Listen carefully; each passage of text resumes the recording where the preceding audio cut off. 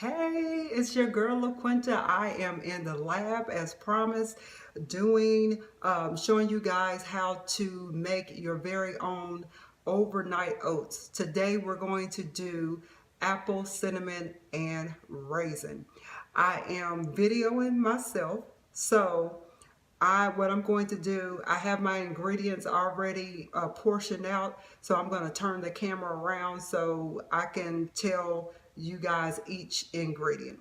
Okay, so like I said, I already have everything portioned out. There's my empty mason jar. We're going to use that in a few minutes. I have 1 cup of silk almond milk.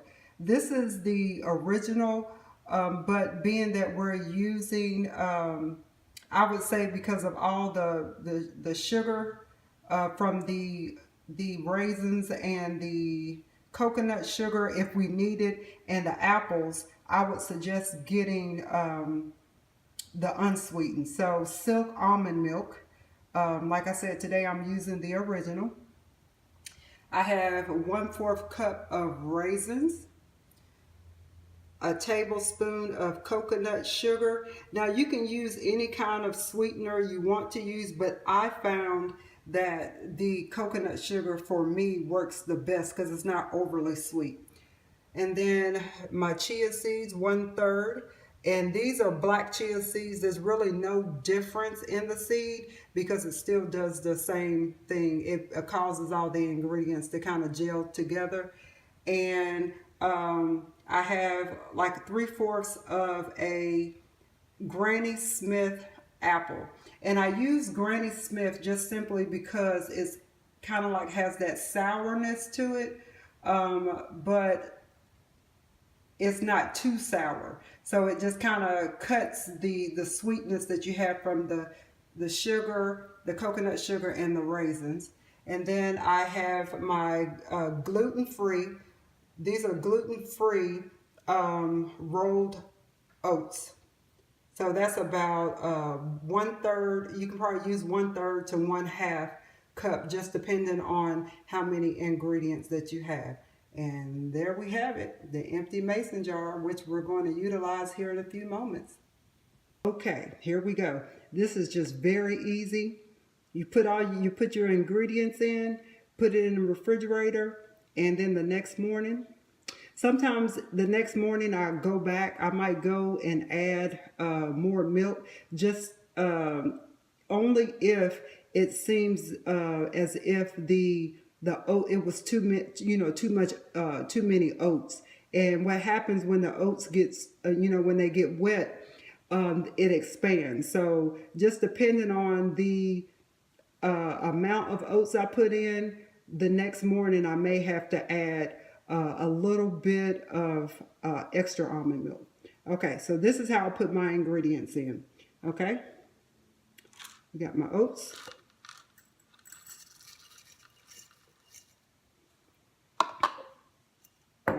And then I always put my chia seeds. I don't know why, I just do. Put my chia seeds next. I put my apples. I probably won't use all of my apples.